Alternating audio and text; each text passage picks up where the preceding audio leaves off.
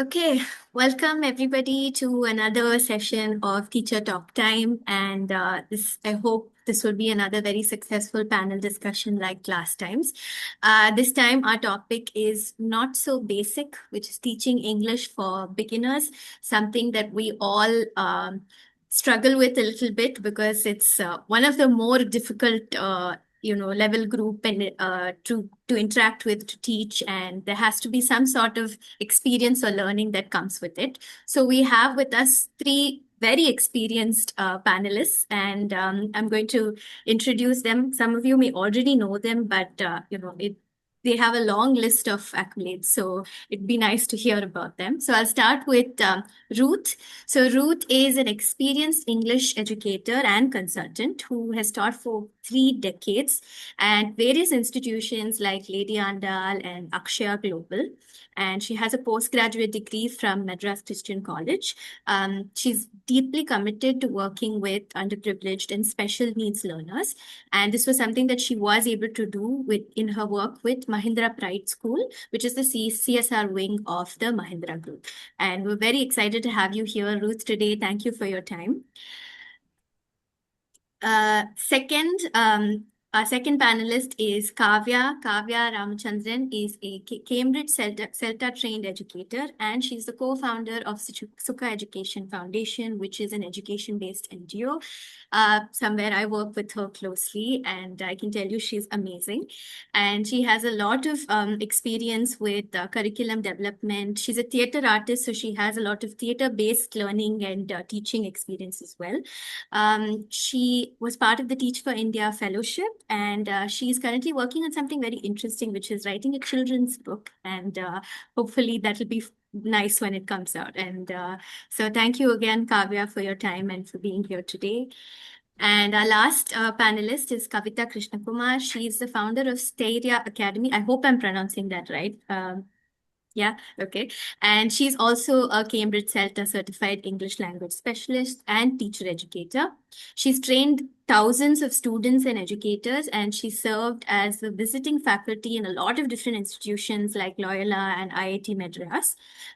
She's authored textbooks, she's written content-based language textbooks, and she has also written a comic book about sustainable consumption. So I think she wears a lot of hats. And so thank you so much for being here today. We're so excited for all three of you to share your experience, your learnings, and hopefully we all go away with something new from today's session. And if it's not already obvious, I'm going to be moderating this session. I'm Nikita from Thinking Academy. I've been an ESL trainer for 5 years now. I'm CELTA certified, and I recently did my Delta Module 1 and passed. So yay.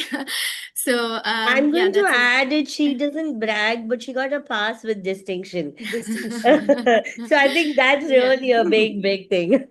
Thank you. Thank you. Yeah. So, but even with all of our certifications, it's so nice to get together like this once in 3 months and learn something new from each other. So that's what we're mainly focused on doing today.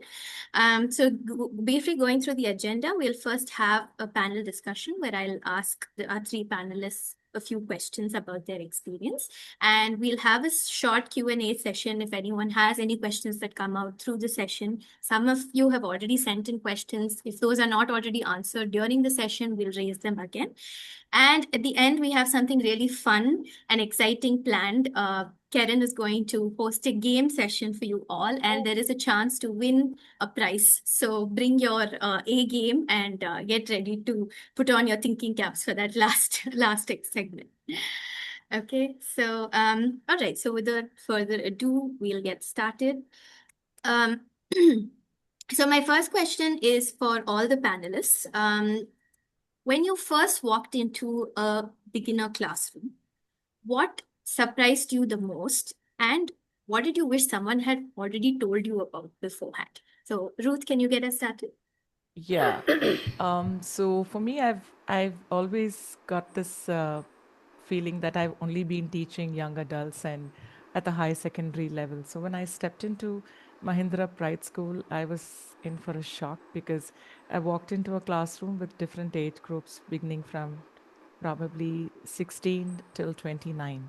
And I was told that just brush up some grammar for them, and it was a stopgap job that I took, and I went there and I was shocked because I was like normally talking to them about grammar and some parts of speech.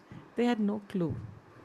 They had no idea what it was. Like they know that they've studied something like a noun, and but they didn't know what a pronoun was, and they didn't know what a verb was, and I wish, the person who employed me told me, because I really made a fool of myself in the first class because I had prepared something that I wanted to teach, and I just had to change the whole thing there in that particular moment. So I started relating to them, understanding what they would know. Because when you teach language, especially when you go into a classroom, I don't think you can start off by saying one size fits all. Sometimes when you have a mixed class like this, it takes you some time to understand each one's limitations first and then go forward. Because in a class like that, I wouldn't say they had any strength. They only had the strength. Their strength was like confidence that they would speak in English. And they all came from lower income groups where parents were, maids, and that's the kind of background they had. So I wish I had known, but unfortunately, I was able to handle the class. I survived the first period with them, and then I change the entire module, how I would teach them according to where they were. And I had a plan as to, we only had 3 months' time. And within those 3 months, you had to get them from learning to employability. So that was a challenge. And so I wish I had known what level these students were in to go prepared for a class, but somehow I managed. That was my first experience at Mahindra Pride School. Thank you, Nikita. Thank you, Ruth. Yeah, this time pressure is something that teachers don't like working with. We wish we had all the time in the world to make an impact, but it's sadly not possible. Right? Okay, Kavya. Next. For me, I think like how I started the session, I always doubt what I'm teaching and how I'm teaching. And there's this thing that it's something that I lose sleep over sometimes because I feel like, have I taught something wrong? Have I left the students worse off than before? And that's something that haunts me. It's very dramatic, but it does. But when I got into my classroom, I would take their performance.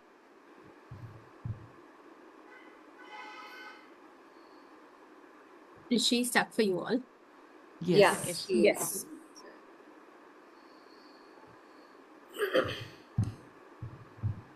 Okay, Kavita, you can answer while we wait for Kavya to come. Okay. For me, I got into EL, English language teaching by chance because my mother-in-law's sister happens to be an ELT expert, and she believed that she could throw anybody into a class and make them teach English. I had the background of being an activist, and I used to run campaigns, and I took a break from that because I had children and I had to focus on them. I used to do a little bit of writing for the NGO and all that, and I did a little bit of training as part of consumer education and all that. You don't have fear of talking in front of people, so you can teach. So that is how I got into the entire thing of training. And the first class that I taught was a group of 8th standard kids from from an underprivileged background, and this was part of a US diplomacy program. So they had prescribed textbooks to teach, and the lesson I was given to teach was hip hop music. And those kids had no access to music, and hip hop music was completely alien to them. So when I walked into the classroom, I had to kind of, because I was going for a US diplomacy program and I'm representing this, very senior person, I had this burden of carrying their legacy across. But then when I went there, I realized that, I had to be someone very different because in the ground, when students don't understand your language, you don't make sense to them at all. You will never be able to relate to them. And for another class, I went prepared with a treasure hunt kind of a thing, not knowing that the place had a lot of restrictions. And so, that you could be creative, but within the four walls of the classroom, and those kind of restrictions and all of that. So for me to first understand, and I had to teach them for a long period of 3 months. And the book was alien, the concepts were alien, and it was very difficult to bridge that gap, to even make them understand that, because the program also required me to kind of do a little bit of American culture, which seemed very which seemed completely out of out of context for them. So from that, the biggest learning for me was to kind of contextualize each thing. Okay, while the textbook has something, you make it relatable to the students and speak a language that they understand. So it meant breaking down language to to smaller parts, and I think that is the biggest learning for me, how you kind of differentiate instruction and break down language for different levels. That's been my biggest learning. Absolutely. I think we've all faced that, experience when the textbook and the students have nothing to do with each other, and you have to, on your feet, become curriculum planners and curriculum developers over there. So, yeah, absolutely. Thank you, Kavita. Kavya, you can pick up where you. Sorry, I think I have some internet No troubles, but worries. work now. Yeah, so I was saying that a lot of the times my students' progress I would correlate to, I would relate it to being my personal loss without actually taking that as a clue and saying, okay, I just need to tweak my instruction a certain way, or it's not a direct reflection of how bad a teacher I am always. It just goes to show that maybe, like Kavita was saying, maybe differentiation is required. Maybe it's not a one size fits all, like Ruth was saying. So I just wished someone told me that defeat is not um, mine to carry entirely, and that I take that data and I use it in a way that benefits my students, and also me walking out of the classroom not feeling like I have failed every time. So, especially with literacy, I think literacy is something that I shied away from teaching just because I thought I would teach it wrong. But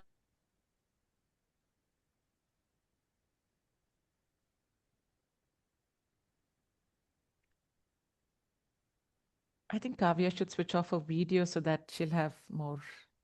Yeah, maybe. I think we put a block back, let her come back in. But okay, thank you, three of you, for the amazing opening answers. So now I'd like to ask questions to each of you personally. So we'll start with Kavita. So you work with a lot of adult beginner learners, and they are people who are already working. They have, they have a certain level of ego. They have a certain level of self-worth that, or self-doubt that they carry with them, right? So that's a very tricky space to navigate. So how do you account for that vulnerability, and how do you factor that into your teaching? So for me, the first class would always be setting the tone and helping them relate to, open up. Basically, I think if the learners don't open up, or if they don't connect well with the trainer, it is very difficult for the learning to happen. So for me, I've had a lot of people sometimes who are on the verge of promotion, but are not being able, are not promoted because they need some help with language, or they see. So there are a lot of people like that. So for them, when it comes to when it comes to that understanding of treating them, I've had managers sitting with other people that are reporting to them in the same classroom. So it was important for me to understand their background before instruction, or before especially corrections. Giving corrections, I had to be very, very careful. So understanding the context in which we teach, or the context in which we take language, I think that is very, very important. Once we understand the context, or once we understand a little bit about the background of where people come from, then I think our instruction definitely changes, or the way we look at the entire delivery changes, and also I think we are well received with the class. Absolutely. Talking about, I think ego, when they volunteer to take up a course, the ego is much less. When somebody else nominates them, then it is a little. With teachers, I've seen that a lot of teachers have been assigned to a course, and they kind of feel that my English is good enough. Why am I putting? Why am I put through some course like that? So with teachers, you need to be extra careful as trainers to. I can see Karen heavily agreeing with that. So I know. So it's very difficult to get into that space of teachers to understand. And if they see a bit of your gray hair, then they're, I think, a little more comfortable. Okay, yeah, she has some experience. Absolutely. I think working with adult learners, ego is something you need to be careful with. And I liked what you said about correcting, showing when, knowing when to correct or what to correct. That's something you have to be careful with. So thank you for that, Kavita. My next question is to Ruth. So Mahindra Pride School, like you said, is very, it's very specific about going from linking your education to the employability aspect, right? So in that context, what does a beginner actually look like? And what is something that you set as a non-negotiable from day one in your classrooms? See, the beginner, as I told you earlier, when they come into class, they have no idea. They haven't spoken in English before. Most of them came from Tamil medium schools. And for them, language was a subject. English was a subject and not a language. And that's how it's in most schools in Chennai. I mean, at least in India. We don't teach English as language. So if they had to work on English as a language, it was like a total change. It's like I have to work anti-clockwise. It's just not clockwise. I have to reverse the whole method of studying. So I devised my whole plan. My objective was my student has to go out and have the confidence to ask a question and answer a question. That's the only level that I started working on. So I started teaching them simple, basic sentence structures. Like, I think sentence structures are the easiest way you can teach children how to speak. So I would start them with subject verb. So for the subject verb pattern, I would teach them simple tense, like just the do and have.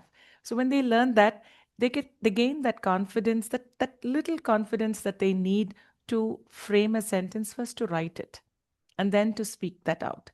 So that's how we built up. So gradually from subject verb, I would add object, and then I would add complement was the biggest progression that I would see in a child's sentence framing. And that's how they started. And then I taught them simple, then I taught them a little bit of past tense. And future is something that I had to teach them, because at the interview, if the person who's interviewing them at the HR asks them something about their dream, they need to use the future tense. So I would just stick to will. And I didn't dare teach them would, because I didn't know how they would handle it.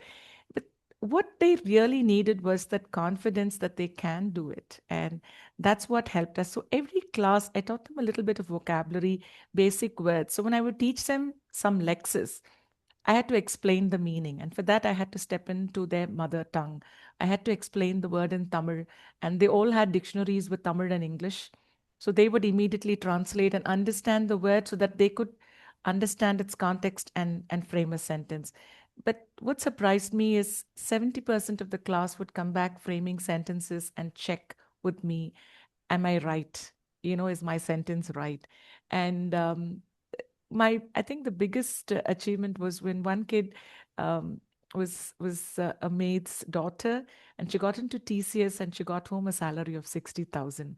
That was the joy that we all shared, and it was actual jubilation there in that entire school. So as a teacher, like I said, I started from Lady Andal, where I would go and just lecture and come out. I changed my entire perspective of teaching, making them understand.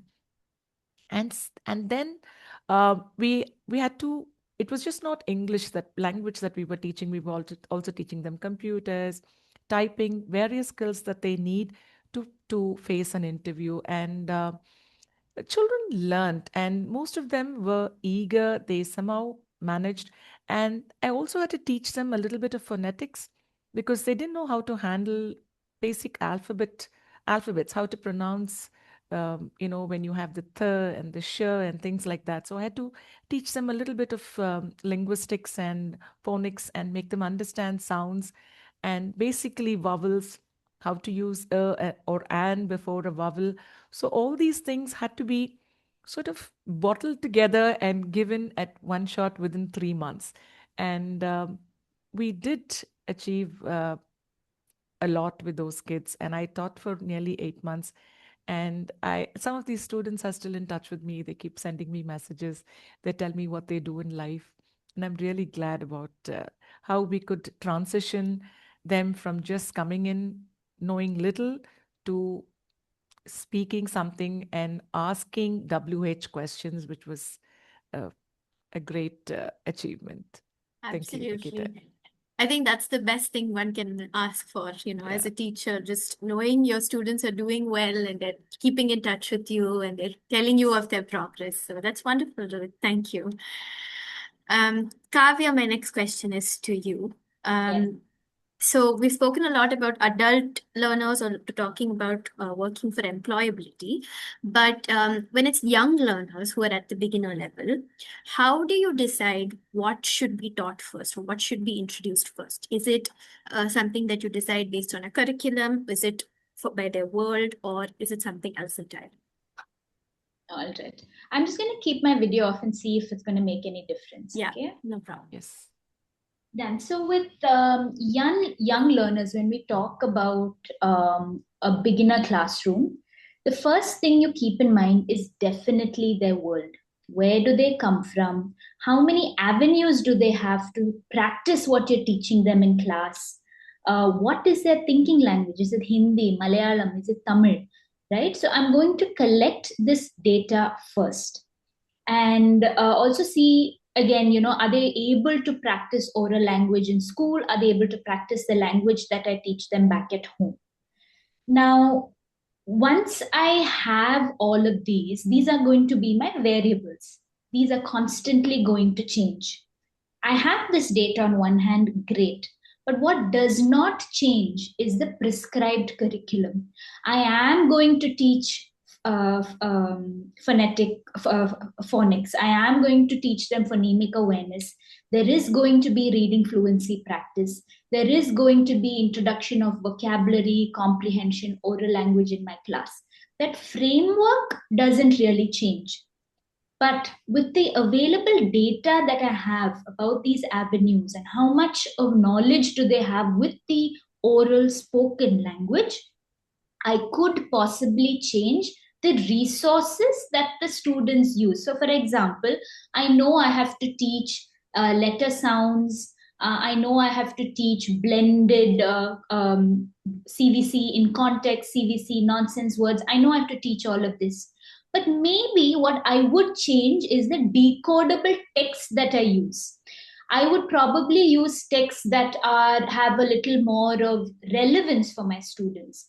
Am I going to be talking about hamburgers? I may not introduce it in my first lesson. I may talk about it in my 10th lesson because I don't want to deny them of that information. But I will still try and alter text used to teach all these, phonics and phonemic awareness with text that is more relatable to them. So does it have a dosa, or does it have a mall that they've heard of, or does it have autos instead of tube, right? So that's the only thing that's going to change. My curriculum is going to remain constant. And yeah, so that's essentially what I wanted to talk about. But I also wanted to introduce a formula that is called the simple view of reading. I'm not sure how many of us know, maybe we already know it. But when you talk about teaching literacy, there are these two components that the science of reading talks about. It is word recognition times language comprehension will give you reading comprehension. So under word recognition, I have decoding. Is my student able to decode a word?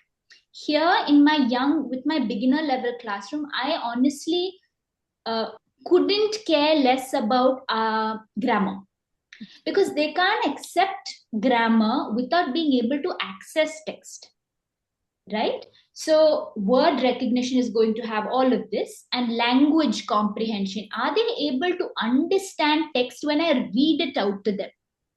So if they're able to understand this text and if they're able to independently decode what they're reading, automatically that translates into reading comprehension, which is what your simple view of reading is. So that's where I start with my curriculum. I hope that makes sense. Amazing. That's I have no experience in teaching literacy at all. So this is really nice. I mean, I know there is no formula, but it's nice to have some sort of a guide that you can follow, right? And this is something you said takes me back to like one of my first CELTA classes where they ask you, do you think vocabulary is more important than grammar? And everyone will answer grammar, and then you'll be like, no, it's vocabulary, right? So I think that's what you're speaking of as well. So yeah, absolutely. Thank you for that very detailed answer, Kavya. My next question is to all three of you. You all work with learners who who face or come with a lot of significant barriers. So it can be economic, it can be social, it can be psychological, anything. Do you think that mainstream ELT teacher training prepares us for this kind of a world or this kind of a reality? And if not, what is missing or what would you add? We'll start with Ruth. Or whoever wants to go Yeah, I first, don't whoever mind. has it. Yeah. See, like I think I already answered this. When you talk about ELT, um, it's just language that is given to you right from start, beginning from your verbs to your sentence structures and so on. It's just the language that we have before you. So how this language applies to various categories is not something ELT gives you. So you have to sort of chart it out, you have to break it up, and you need to see how it goes. So I think it all depends on a teacher. You have to walk in their shoes, the class that you have. You have to understand each student and work with them. And it's just not walk, it's also work with them. So you have to apply it. So you have to cut it according, it's just the material that's given to you. It's a fabric that you have. ELT is just a fabric given to you. You have to tailor make it according to the class. So ELT, you have enough information. The kind of grammar books that we have is amazing. But when I take it to a classroom, I need to see how that would suit that particular class. Like Kavya was talking about her, the kids at that stage, at that age. So their more of sight reading would really apply to them instead of talking to them about grammar and so on. So each teacher has to devise their own teaching methodology and see how it suits the classroom and apply it. So sometimes, like I said, in class, we might have to change. For example, if I'm going to teach them degrees of comparison, I would teach it just in a classroom. And I wouldn't have anything prepared. I would just take the students for examples and they would be my sentences. So one would pick up from one student and they would form another sentence using degrees of comparison, if it's going to be tall or if it's going to be bright or whatever. So that's how I would teach in a classroom, using the concept, applying it in a classroom according to where your students come from, what's their background. It really varies and it depends on a teacher how you handle it. You just cannot say that this would apply to every classroom. You need to understand who you're addressing. Absolutely. Thank you, Ruth. Who would like to go next? Yeah, Kavita. Okay. Yeah. For me, I got into teaching and then figured out that I didn't know teaching better, so I had to qualify myself. So my journey has been in the reverse.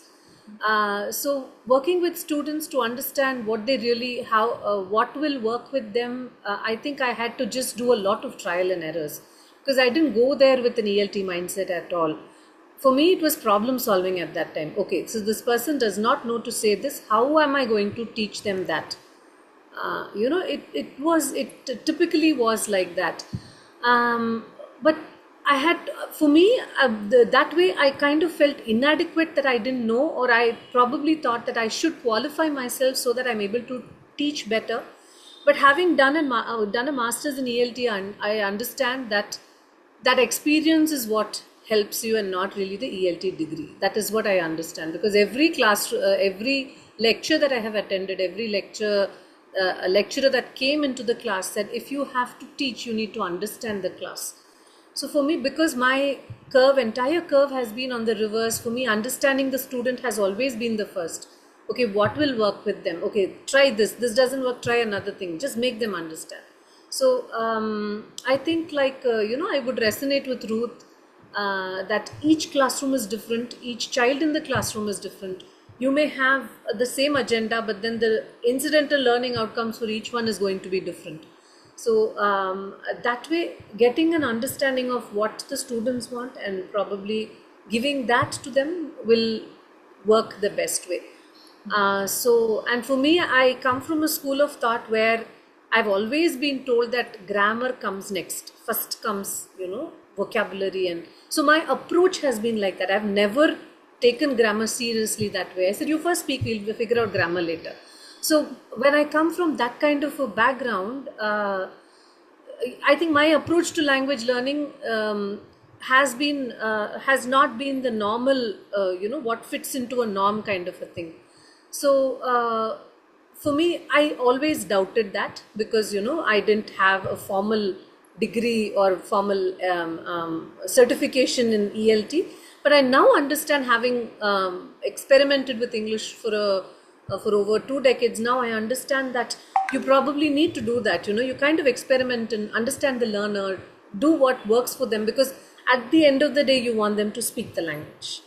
So how do you make them speak? So that is what you need to kind of, work on. So Well, work the backwards. concepts work back. I think for me, it just naturally worked backwards. So now when I'm able to say, okay, I know that, okay, this is the theory I applied, I'm able to apply and say, oh yeah, I use the audiolingual. All of that I'm able to say now, but then, I didn't have the knowledge of it. It was more instinct driven. So ELT does help, the knowledge does help, but that's not the only thing that one needs. Thank you, Kavita. Kavya, you have anything to add? I mean, I parrot what Kavita and Ruth have said. I completely agree. I feel like there's so many beautiful resources and courses available out there to equip you very well for class.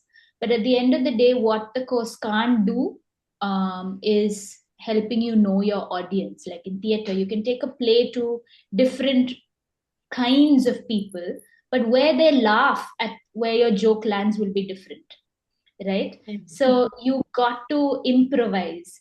Maybe they don't get it the first time, maybe they'll get it the second time. So knowing your audience is so individual to the teacher. Like Kavita was saying, maybe grammar is what the student requires, maybe vocabulary is what my student requires, and that a course can't give you, and that's a limitation of your course.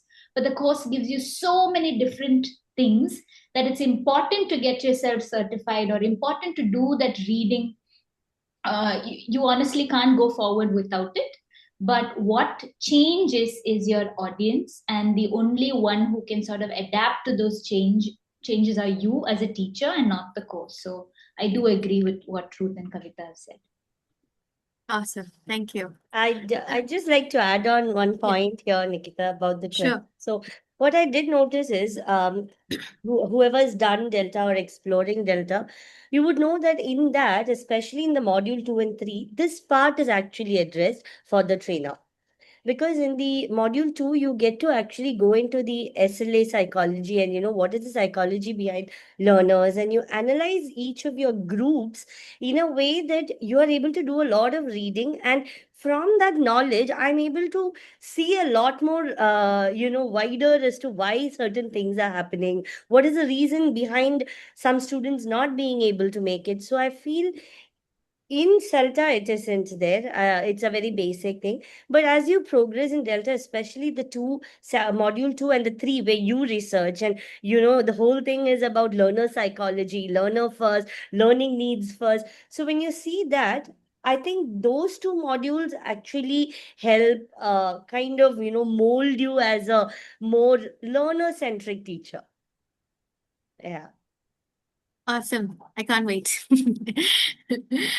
Okay, so thank you all. I have another question for all three panelists. So we've been talking a lot about ELT and what it offers you, right? So is there anything specific, like a course or a workshop or something that you can recommend for trainers who want to start teaching at the beginner level or the literacy level? What is something you did that helped you prepare for this a little bit more? May I go? Yeah. Yeah, so there's this wonderful resource. I don't know if you've come across it. It's called Literacy Hub. I will share it on the group. Yeah. They have these Moodle courses on how to teach literacy. It's a fantastic course. It has everything a literacy teacher would need, from phonics progression to the science of reading theory. Sorry, let me just switch my video off. Yeah, to the science of reading theory. It tells you how to assess, how to track. So they have it's a really nice module that they have available on Moodle. I'll share that with you. But apart from that, I think everything else has been via independent reading. The CELTA definitely did help in how to teach more than what to teach. And even my fellowship with Teach for India, I think, has helped deepen understanding on how to teach beginner learners, especially in terms of literacy. Okay. That sounds like a great resource, Kavya. You'd share it on the group so we can all take a look at it.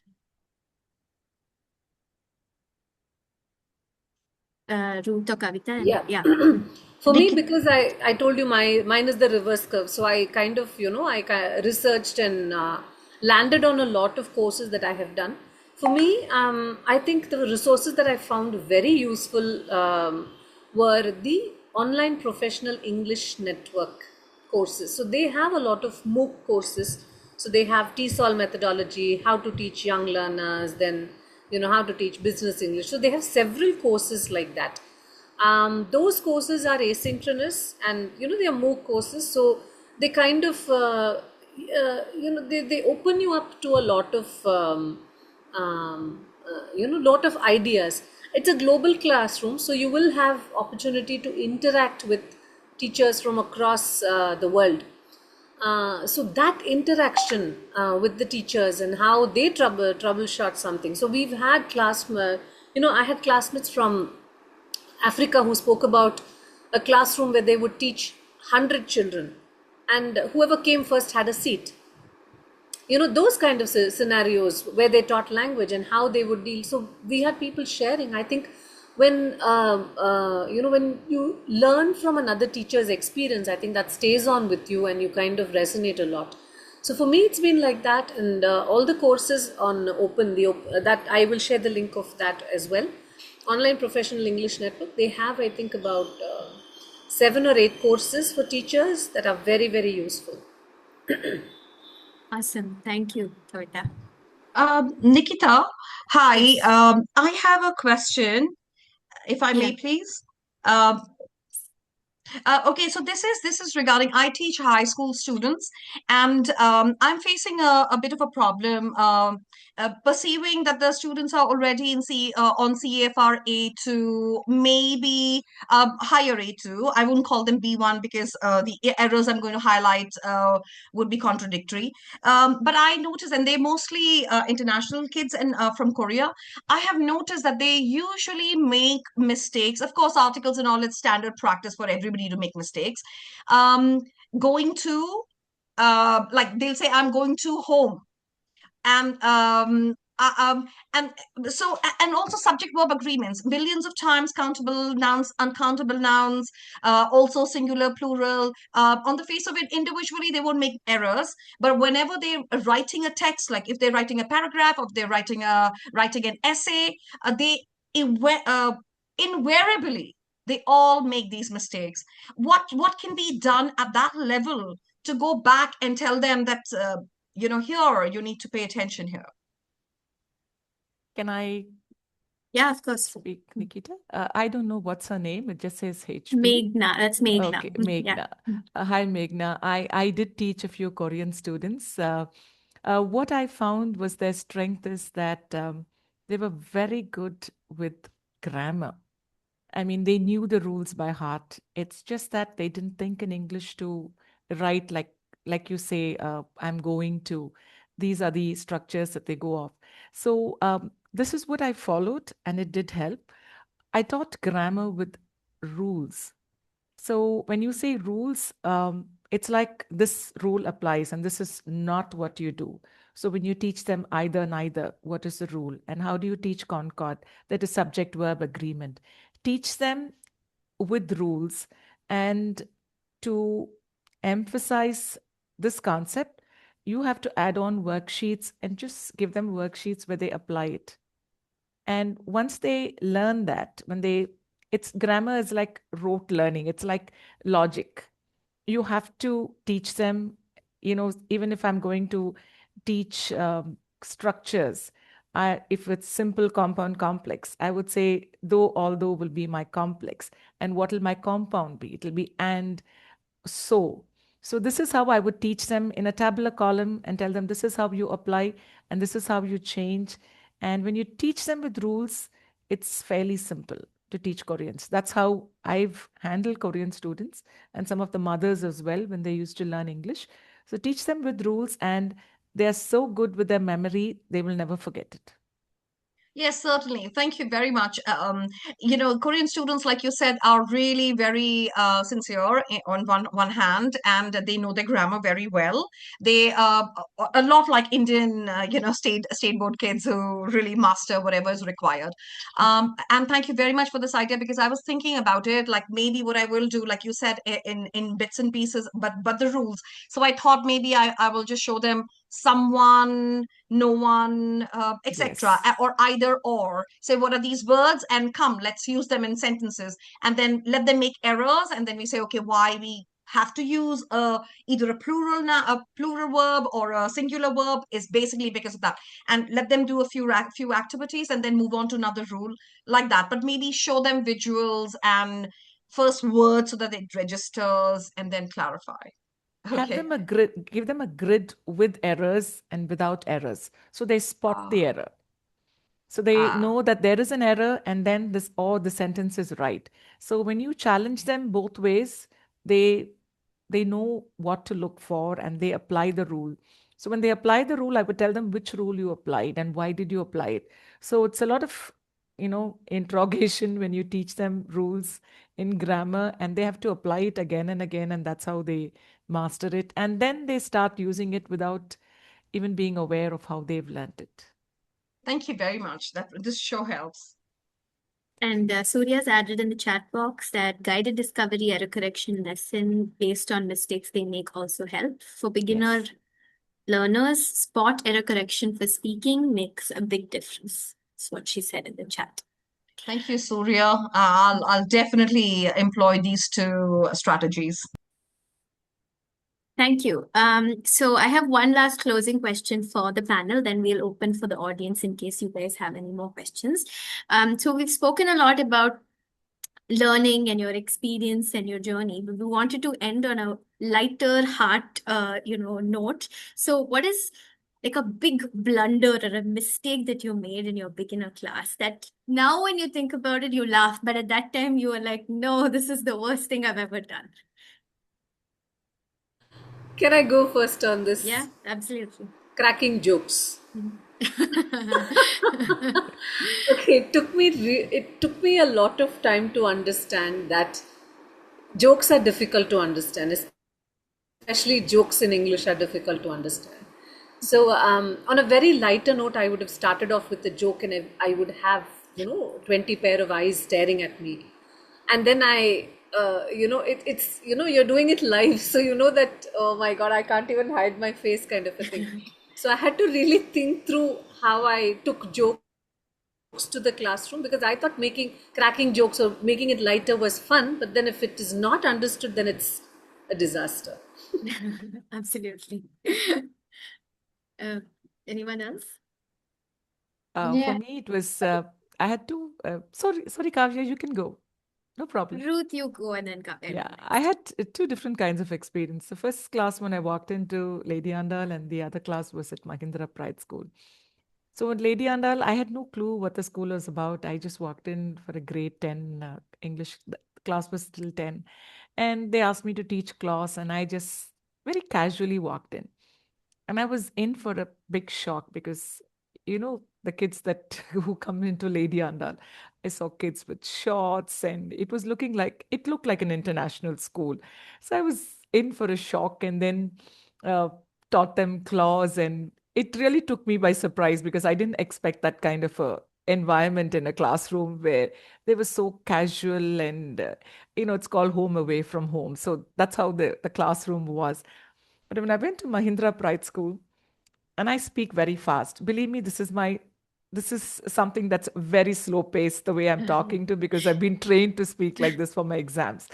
So I started off at one random rapid pace, and I was talking, and they all looked at me, and I saw their foreheads shrinking and shrinking, and I had no clue.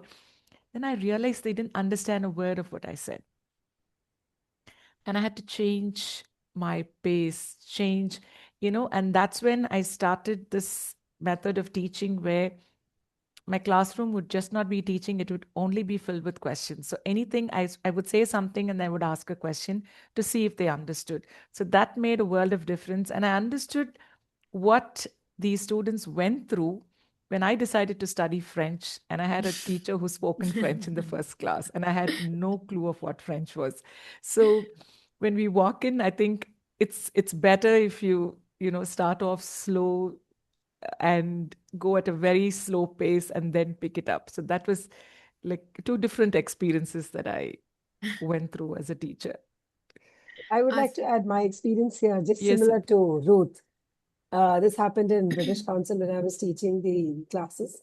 I was given an upper intermediate class, and the next immediate class was the elementary class.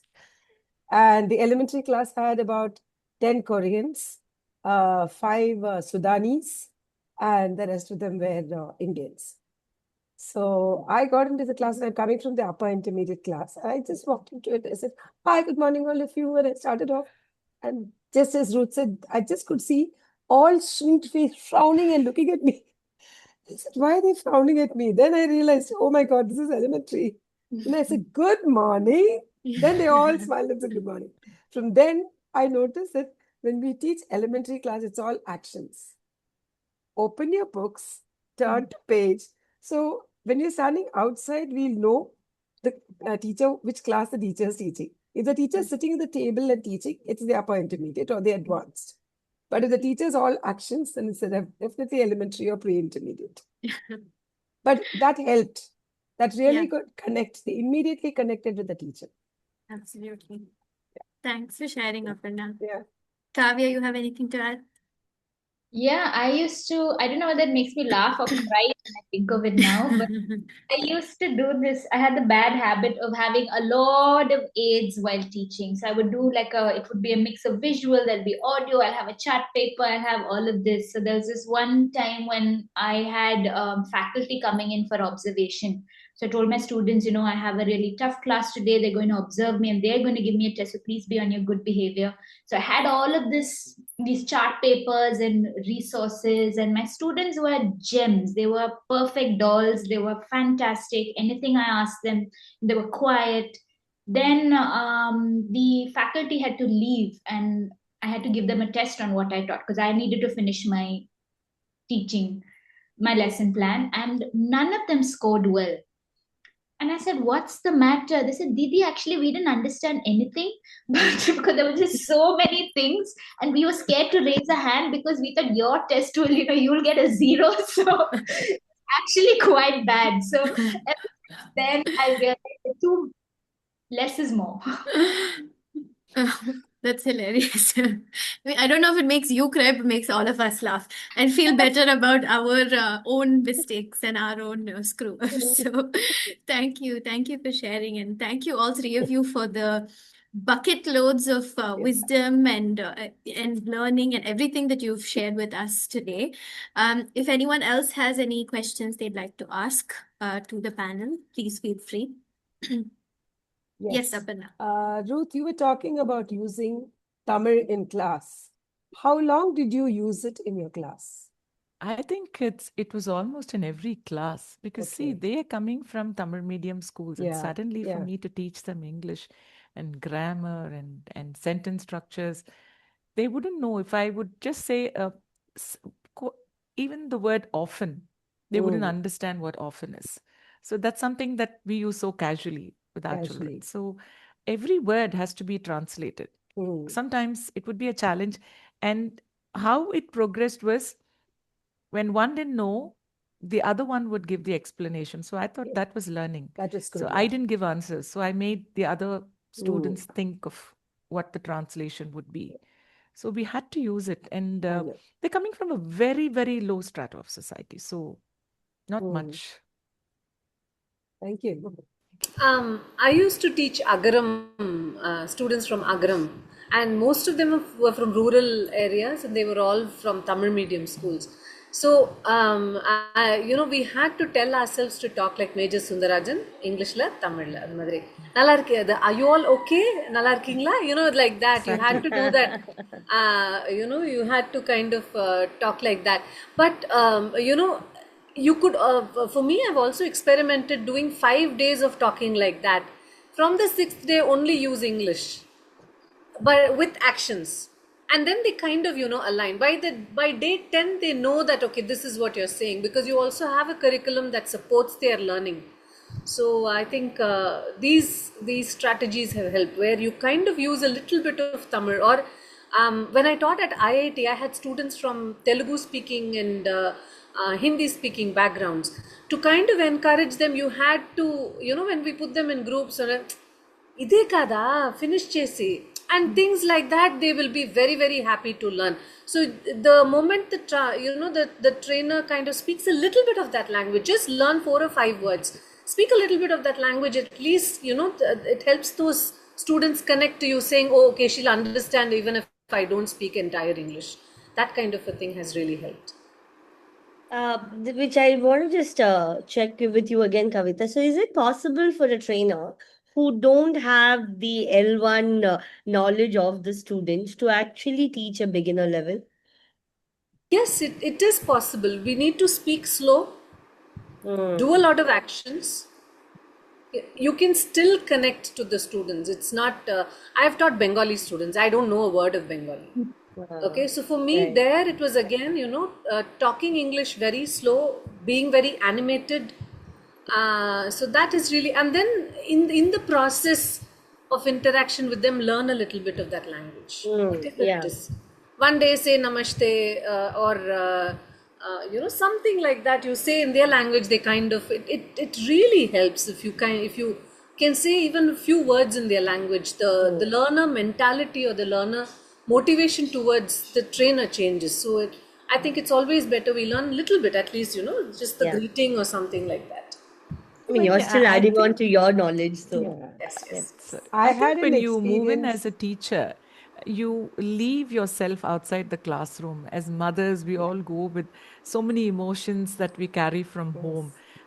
You have to step out of all that and you take on a role. You take on a role of an actor when you enter a classroom. And I always remember this as a teacher. This is one thing that I remembered. Katrathu kaiman alavu, kalladadu ulagalavu. So whatever you studied is just very less compared to the role you're going to play when you enter into a classroom. So you take on the role there and you play on like you don different hats and you act and you Yeah. get the best out of each student. And it's a beautiful role that God has given each one of us, and I think we have to play it to the best of our ability. That's so nice. That was a beautiful saying. Thank you. Anyone else has any questions? Hello. Hi, Shweta. Hi. Can I? Yeah, of course. Okay. I just want to say thank you. Thank you to Ambika ma'am, Think English Academy, Nikita, to you also, and our panelists today. I was able to connect and relate to each and everything, whatever the panelists spoke today. And thank you so much. It was very insightful also, and I was able to relate, connect to it because this is what all these experiences is what even I faced, a combination of all these experiences. So I was able to connect, and I'm happy that I'm there in what do you call this? like-minded people, along with the like-minded people. So after a very long time, I have got this forum and I'm happy to be here. Thank you so much. Thank you for coming and attending, Shweta. Absolutely. Like she said, I think the session, first and foremost, made us all feel less alone about our struggles and how we are dealing with, and how we keep putting this pressure on teachers to be perfect and do everything correctly. And there should be no room for error, right? So I think that's something that I have definitely learned and taken away from you all today. So thank you so much again to all three of you, Ruth, Kavita, and Kavya. It's been wonderful. And I'm going to pass the mic on to Karen now. We're just going to take another 10-15 minutes of your time for the game section, so we can all relax and take part in this a little bit like childlike behavior, which we all definitely need to have in our lives. Okay, so Karen, on to you. Okay, thank you so much, Nikita. And hello, everyone. So, for those of you who do not know me, I'll have a very quick introduction. So, my name is Karen, and I've been an ELT trainer for about 3.5 years now. And I work with thinking, and it's been an absolute roller coaster. And this was a very lovely, just like how Shweta had mentioned, this was a very lovely time for us to just bond together, because most of the time we're all just in our little boxes. So it's nice to connect with everyone. So speaking of connecting with everyone, we've got a session over here that's going to bring all of us all the way back to our initial days when it comes to training to be a teacher. So we've designed a small game for you. I'll just share my screen. Okay. So it's time for a quiz. So I hope everyone is ready. And yes, yeah. So I hope everyone is ready for this quiz. We are all very excited. Yes. So here are the rules for the quiz. There will be a total of 3 sections. The person who types the answer first in the chat gets the point. So there isn't any unmuting and speaking the answer out. You'll have to be at your lightning speeds and type the answer first. So the person who gets the first answer that is correct, you're the one who gets the point, and each correct answer carries 1 point. And the player with the maximum number of points wins. Does anyone have any questions so far? Do we get a point even if we are not the first one to type the answer? So that depends. So suppose if the first person types the incorrect answer, Then you get the then you get the point. So if the first person's answer is correct, then we don't get a point. No. yeah. Okay. So I'll keep the score for you, Karen, because I know the question, so I don't want to take a part. Okay, thank you, Ambika. Yeah. All right. So is But I everyone love ready? that you're asking that, Kavita. That means you're competitive. We love Yeah. competitive people here.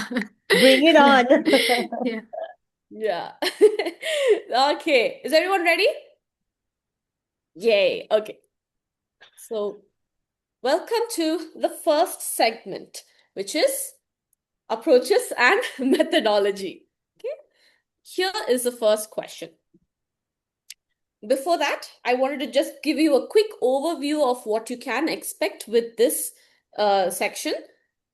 Different language teaching definitions will be given to you. So you will get the approaches and methodologies, but just their definition.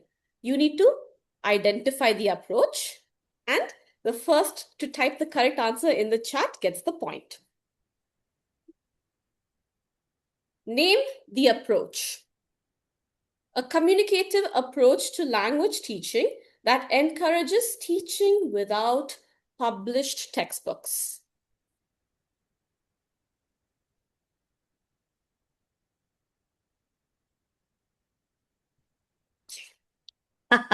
Okay. Difficult. Yes. So Aparna's got the first point. Well tried, everyone. Next. Language begins with a diagnostic test activity followed by language teaching and ends with the learners doing the initial activity again with the learning from the second stage. Whoa, like you didn't even finish it, and I that's asked for lightning Surya. speed. Yeah. So Surya is that's, our I other think, Surya. resident competitor. Yeah. Yeah, oh, Surya. She's just not on Surya. audio, but she Yeah. fights for Yeah, the yeah, prize. she is. Fantastic. Brilliant. Lexis rather than grammar is the main focus for the syllabus design.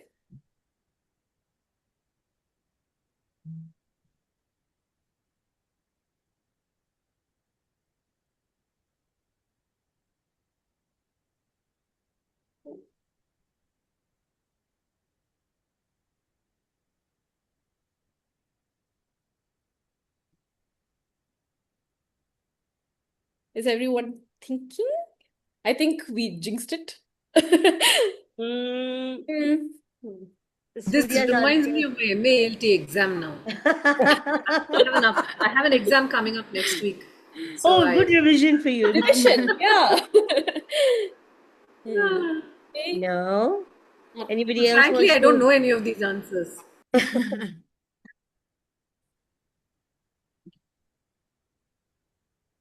Mm, I can see Okay. Mary typing. Mm.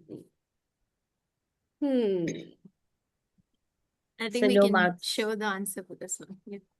Okay. Oh, lexical approach. Yeah. Yeah.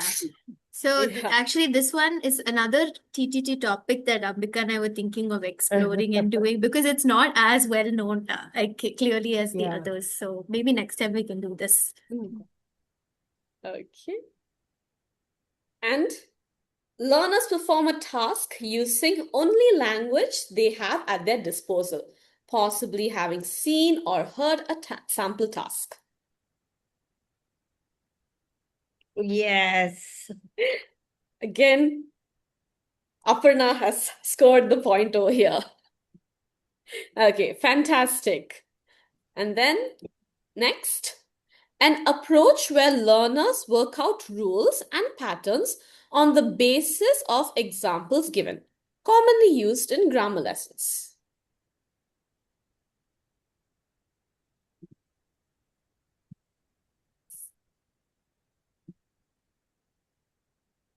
Yeah. Yeah. Okay. Yes. We've got grammar translation and guided discovery. So Aparna again. Aparna again. Oh, Yeah, I think Aparna's in the lead, right? Yeah. She's got 3 and Surya's got 1. Surya, my Okay. competitor. Yes, and well done. Well done for the first segment. Now, are you all ready for the next section? Yes. Okay. So here's an overview of what the next section is going to look like. So this is section 2. Expand these abbreviations. Abbreviations commonly used in the language teaching field will be given. Type the full form in the chat. First to type the correct answer in the chat gets the point. Ready? First one. This one is, I think everyone's going to get it. CEFR. It's about who can type fast. Yes. And I can see like Lady Kavya on them and like, come on, this I need to get. Okay. Yes. Aparna again. Yes. Actually, I think Oh, Kavya would yes, get it. Kavya? Yes, Yeah. yes, yes. Kavya. Because Aparna left out the R of CFR. Yes. Yeah, exactly. So, Okay. yeah, so because Kavya has specified reference as well, so the point goes to Kavya. Okay. Next one. I think PPT. okay. Oh, sorry? No, I think it should go to Surya because she has off also in it. Common European Framework of language. Okay. Of reference. Kavya is also written off Off. reference. Of Yeah. reference. Okay. Yeah, yeah. Next one, PPP.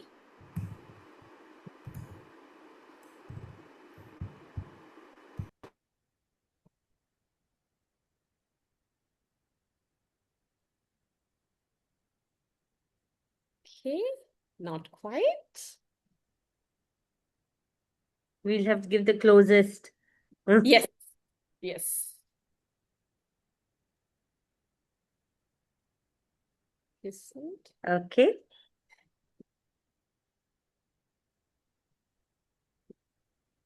And the answer is Present, practice, and produce. produce. Yes. So what's your verdict, Kiran? Surya or Aparna? So over here, okay, presentation, practice, and production. Okay, so it's both it's both the same, just different versions of it. Okay. Can I say both? Could score Okay. this out? You're the quiz master. Yeah. Okay, so both can we Yeah. give the point here, right? ESP.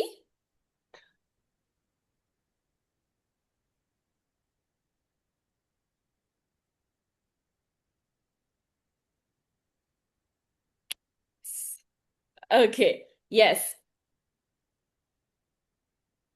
So Surya is this just one, like waiting.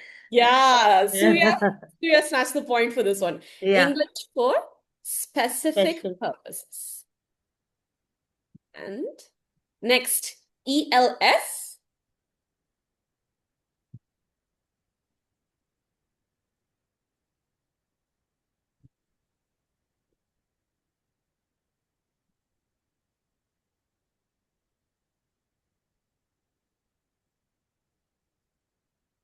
English.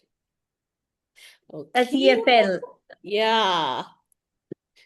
ELF.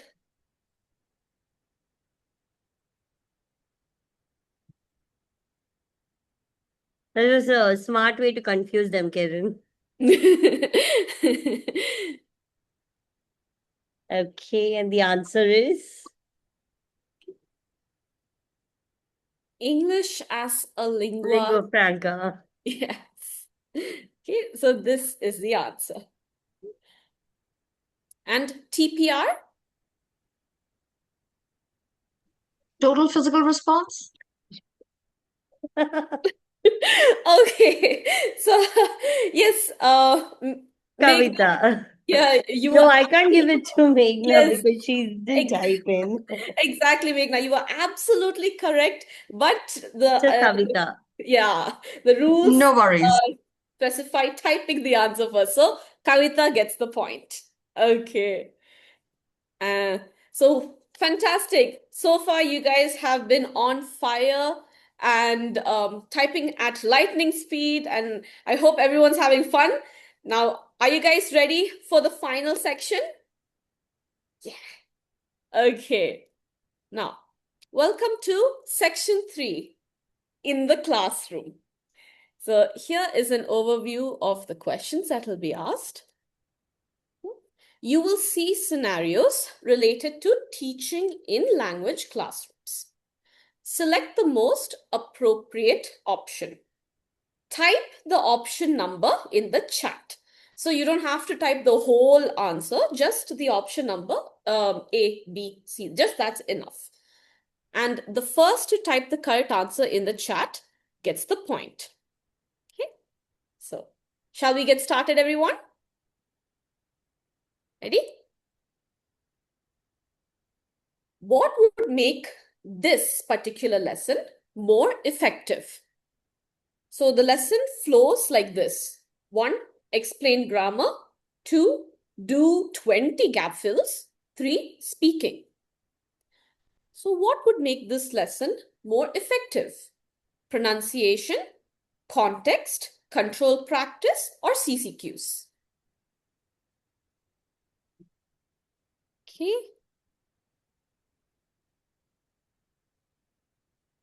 Okay, so so we've got the answer. Point goes to Surya.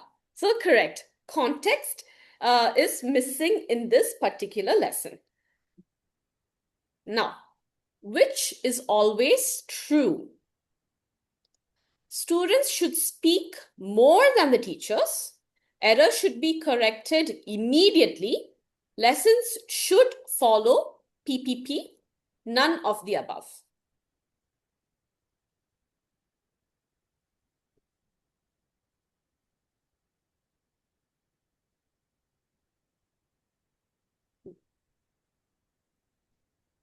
Okay. Time for the answer. So the answer is D. And again, we've got our super speed Surya who has selected the correct option. Next, which is something we generally do more in advanced classes rather than in beginner classes? Delayed error correction, choral drilling, substitution tables, or control gap fills?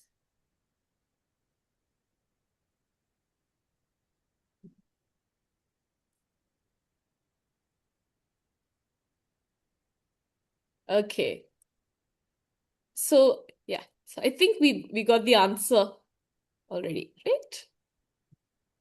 Kavita, right? So Kavita, No, I think Shweta got it before me. Okay, yeah. I didn't know which one. yes, because it's all Shweta and I Which, 345. So yeah, correct. yeah. Okay, okay, got it. okay. Okay, yes, Yeah. yes. Yes. So Shweta's got the point over here. Yeah. Delayed error correction. Next. Reducing TTT, which is teacher talk time. TTT in the classroom, not our group, is A, always good, B, always bad, C, good but not always appropriate, or D, good only for advanced classes.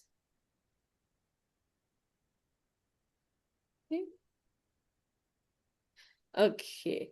I think we should look at 346. That is the time. Okay, so that's Kavita then. Kavita. Okay. Yes. So Kavita gets the point. Now, final question. Okay, ready, guys? I think this determines who wins. In pre-intermediate classes, when should you not correct immediately? During control practice, during fluency practice, during drilling, during grammar explanation? I think it was Balaji this time. Balaji. Yeah. Yes. Correct. Option B, during fluency speaking. Okay, great. Now we've come to the end of our quiz. Well done, each and every one. I hope you all had a great time. So, yes. Thank you, Karen. This is like actually back to the basics of teacher training, I think, for some of us. No, see, I know. I think, yeah, being on the other side or doing the tests and all that was fun. Thank you so much for this. And it's also kind of helped us think how we need to brush our own memories.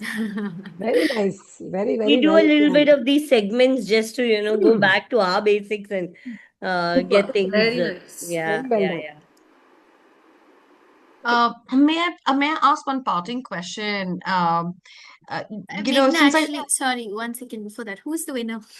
I know, yeah. This is 1, 2, 3, 4. Surya, So, sure. Surya. Surya, Yay. naturally. Surya is Surya, always one of always. Mrs. I had a Surya, we very need to tough figure time. out how to send you the prize to Vietnam. Yeah. Sorry. I was working in the morning and then I came, so I'm literally on my bed attending this. Right. I'm so And glad on to the have phone, you. it's so hard to get on the chat box and type. I'm like, And you open the chat box, managed. read the question. And you still managed. Yeah. Yay.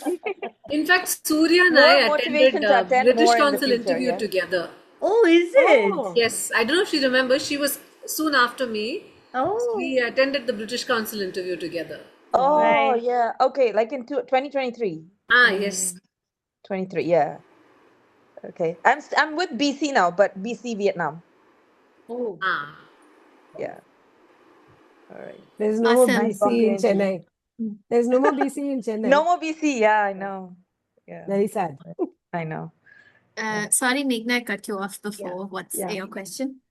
Yeah, so basically in a school setup we have to make multiple lesson plans. So I have to make for all levels because my students are all different levels, and I have to make for the entire year. So there are like whole lot of lesson plans that I have to make. So I was wondering where can I is there like I know there are sites like CEFR and Bell's framework, etc. So I need lesson plans which are CEFR corresponding with Bell's framework. Those are basically skills they call learning outcomes. Um, would anybody be able to tell me a space where I can get for international schools relevant lesson plan so that maybe I can buy the subscription and use it on a regular basis, and that comes with resources and everything? Or how do we go about that the best way? Yeah, so far I've been referring to Oxford Discover books, and I've been individually making it, and sometimes I refer to Headway and Lifestyle, and I check with you guys and whatever information, or I take reference from other grammar books as well. So yeah, so this is what I wanted to ask.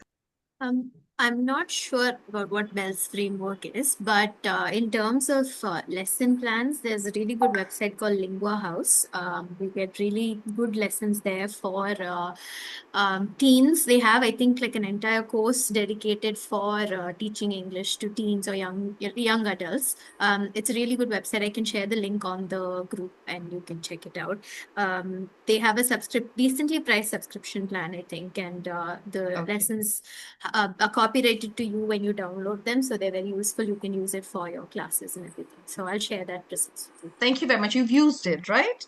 Yeah, Yeah, we we use it use at it at Thinking Thinking. all the time. Yeah. regularly. Oh, thank you very much. That really helped. I know the National Geographic Society also has graded lesson plans that you can download and use. They are, I think, topic wise. So they have history lessons, they have geography lessons, which are language graded also. So you could perhaps look at them also. I think even TED has lessons, but you might have to do a little bit of exploring to see what matches children versus adults, because there are some topics that you can use for children's, but you have to probably explore a little more on that. Joel, thank you very much. As we speak, I'm trying to open all these lesson plans, and you said TED, TED, right? Yeah, it's I'll send you the link. They have a specific lesson plan, teacher lesson plan website. I'll send you that. Oh, thank you very Yeah. much. Wonderful to be a part of such knowledgeable people. I always gain from you guys. Awesome. So thank you, everyone. Thanks for taking time on your Saturday afternoons Thank to be you. here. And we hope to see you soon in another 3 months with something more exciting. And thank Yes. you again. Ruth has left, but for Ruth, Yeah. Kavya, and Kavita for your Kavita time and and your Kavya, knowledge. thank you so much. Yeah. Thank Thank you you so much guys. for Thank you so yeah. much. I just want Did you This was click such the a fun customary learning picture? experience.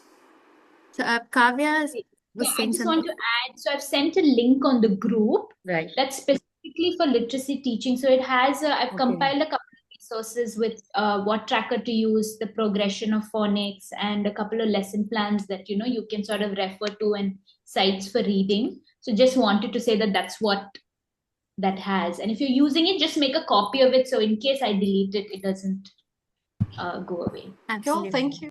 Thank you so much. Thank you. Okay. Thank you, everyone. Bye. Yeah. See you. Bye. Bye.